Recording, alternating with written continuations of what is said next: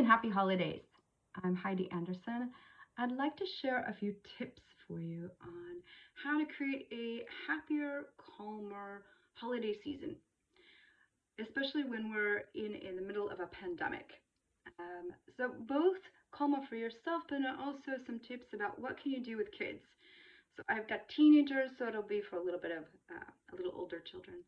So one of the first things I've noticed for myself that when holidays come, I've got five teenagers. There's a bunch of girls in the house, from my three, my husband's two, and everybody stays up all night, so my rhythms get all off. So it's really important for me to keep a schedule, to keep my schedule. And I used to find this really, really hard because as the kids, they want to stay up later, I want to be with them. But I've also realized that it doesn't work for me because my body, I'm used to getting up early. So if I don't go to bed at the same time that I'm used to, then I can't get up. I don't have time to do my morning routines, and I'm completely off. So keeping a schedule, even during holiday seasons, has become really, really important to me. The next thing I'd like to suggest is finding your focus. What is actually important for you during this holiday season? Like really coming up with what are the things that are going to help me to be my happiest, and what do I want this time to look like? So my husband and I sat and we had a meeting about this. Like, what do we want to create during these? We've got the kids. Like I said, for the next 2 weeks, it's going to, what kind of energy, what kind of feeling do we want to have?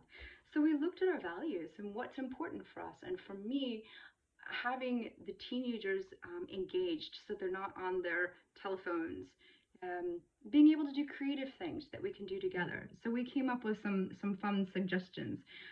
We're going to be giving them as part of their Christmas gift photo albums that they actually haven't made yet. And so we're going to go through and together look at all the pictures from all the kids for each child so that each person gets all the pictures from like the last 5 years from everybody's telephones, and then we'll put all of those into a book. And so it's engaging and interesting for them, but it's also fun for us to be able to look through all these, and then hopefully we're going to get a family album out of this also.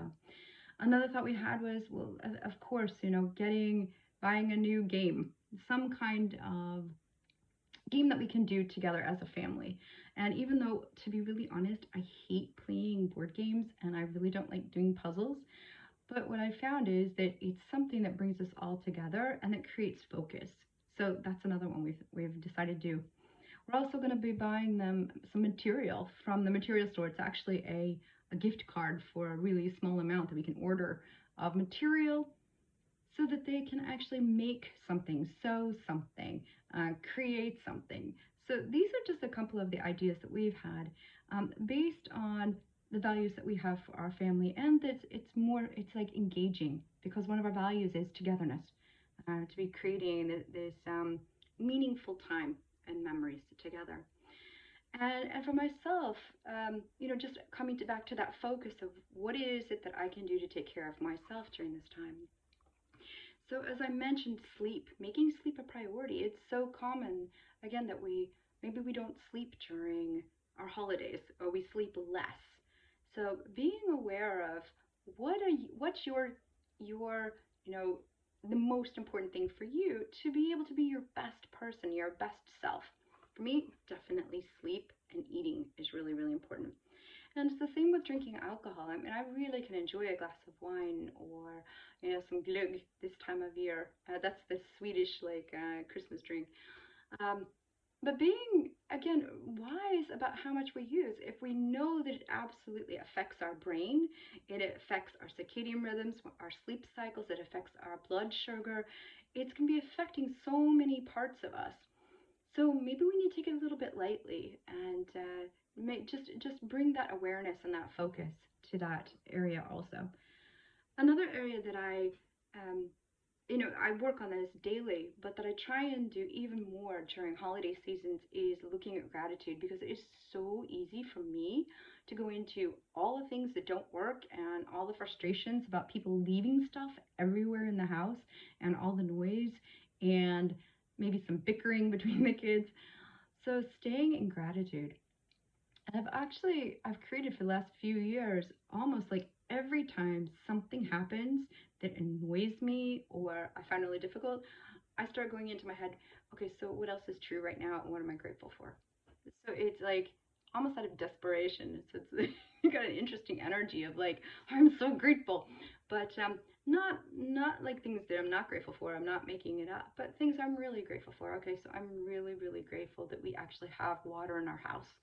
And I'm really grateful that we have flushing toilets. And like, if it's bathroom issues or so anyways, but keeping yourself a gratitude list, morning and night. Maybe you're used to having a gratitude list once a day, but I would up it, like what more can I be grateful for? Morning and night. And then small celebrations, celebrating yourself. What am I proud of myself for doing? And I'm talking like small things. I only had one cup of coffee today. Or, I went for my walk, even though I felt guilty about it. I knew that it's what I needed, so I took care of myself. Yay! So these really tiny celebrations.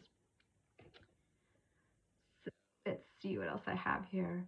Um, just Oh yeah, recognizing insanity. Recognizing that this time of year where there is just so much for sale, and because we can't really go out and go do so much shopping, perhaps, I don't know, if you're like me, I've ended up on the computer just, looking for stuff, out surfing, surfing, surfing, looking for things for gifts for the kids, getting distracted by something, and just this insanity of stuff and how it actually doesn't make us happy, and that it's not actually what this time of year is about.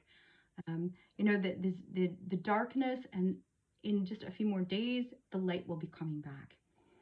So being aware of the insanity and what it's going to do to our brain. So we have this part of our brain, the limbic system, that my favorite teacher calls the mouse brain. And it's the part of our brain that, like a mouse, it has to sniff out food. It has to sniff out stuff to satisfy it all the time. And without that, the mouse wouldn't eat. If it was satisfied, it'd be like, oh, well, I'm not going to go look for food. But by this sniffing out, it's an evolutionary way to take care of itself. Well, we have that also. Shopping therapy, anyone?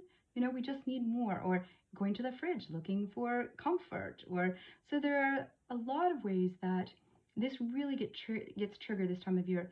And even more so when we have the coronavirus going on, when we are not able to maybe do some of the activities that we would normally do that can help us to feel satisfied. And the best way of dealing with mouse brain is actually gratitude. Because what it does is it helps the brain to be able to calm down and go, oh, I actually do have things. So being grateful for all that food that's in the fridge. Wow, thank you. Being grateful for, wow, you know what? I've got enough clothing. I do have a lot. So really comforting oneself and experiencing fullness instead of lack. Because the mouse brain says there's a lack. And we consciously can go, oh, I have enough. It's all right. I do have enough. No matter what, I have enough. All right. And then if everything else fails in your life and this time has just gotten crazy and you don't know what to do, my best suggestion is hide. So when my kids were little and I was desperate for a few minutes by myself, or I was desperate for meditating, I would actually go lock myself into the bathroom. Not when they were really small, but medium small, and they'd be like, Mom, and I'm like, I'm on the toilet. And that was kind of my free zone. In our house, the bathroom has always been the free zone. I mean, you can't make anybody get out any faster than they can absolutely possibly get out.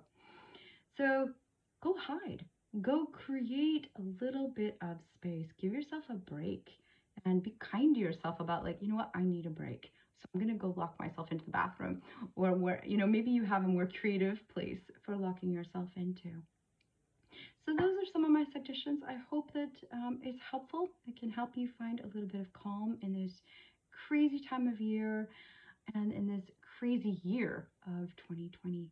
And I hope you have a fantastic holiday, and we'll talk soon.